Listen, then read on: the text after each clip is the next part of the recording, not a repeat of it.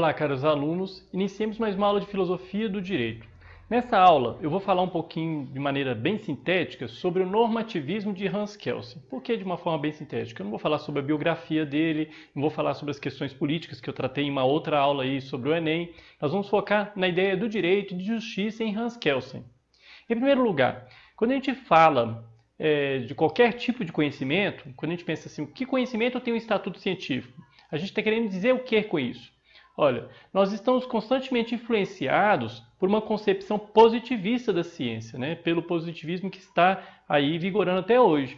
Por isso nós tendemos sempre a buscar, em todo conhecimento que se diz científico, uma universalidade, uma experimentação, e buscamos fugir dos subjetivismos, dos relativismos, essa ideia do positivismo, uma ciência segura, que está buscando a verdade. O que nós entendemos que uma coisa tem que ser para ser científica, que algo tem que ser para ser científico? A ciência não pode ser subordinada a um determinado interesse, a uma opção, ou a um gosto, nem mesmo a algum tipo de visão que cada um tem de si mesmo, do mundo. Então, ou seja, não importa a minha visão, importa a visão científica. Ou seja, ela deve ter cada vez mais uma análise objetiva da realidade, mais ou menos dessa forma. Hans Kelsen, ele pensava nessas questões, porque ele queria ser cientista e pensar o direito sob esse foco. Por isso, ele vai propor uma ciência jurídica com um estatuto científico, um status científico, ou seja, um direito que seria desprovido de qualquer influência externa e seria isolado de interferências indevidas, de interações prejudiciais com outras disciplinas, o que lhe garantiria, segundo ele, uma certa autonomia como uma ciência e o aproximava da metodologia das ciências naturais. Ou seja, aquela ideia de uma experimentação, de uma certeza, da ideia de causalidade que a gente busca na ciência, na ciência natural, Dessa maneira, ele funda o que hoje a gente chama de positivismo jurídico. Para ele, o direito deveria ser analisado em sua especificidade, e deveria excluir o que não pertence a seu objeto, como, por exemplo, a filosofia, a sociologia, a história, psicologia, moral, antropologia, tudo isso que é do âmbito do humano, principalmente as ciências humanas.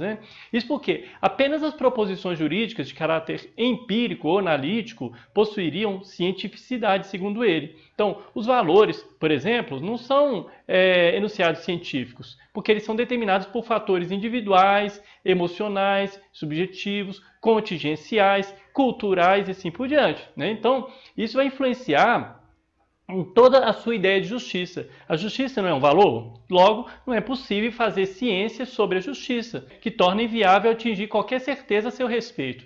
O resultado disso é que qualquer conteúdo pode ser direito, porque a gente não pode conseguir avaliar a justiça da lei. O que importa, segundo ele, seria então o método. O método deveria ser científico e não a substância da norma, que seria pertencente ao campo dos valores, que extrapola o direito e deve ficar de fora para que o direito não perca seu caráter científico.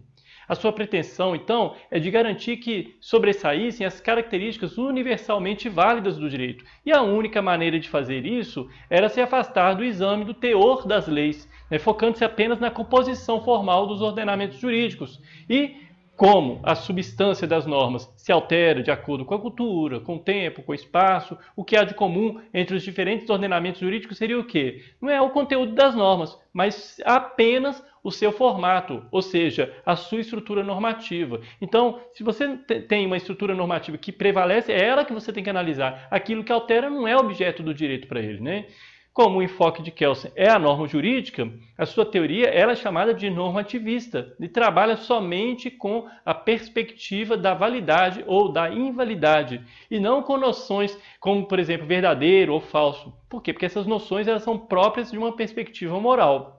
A validade da norma é aferida dessa forma por seu ingresso no ordenamento jurídico. O que significa isso?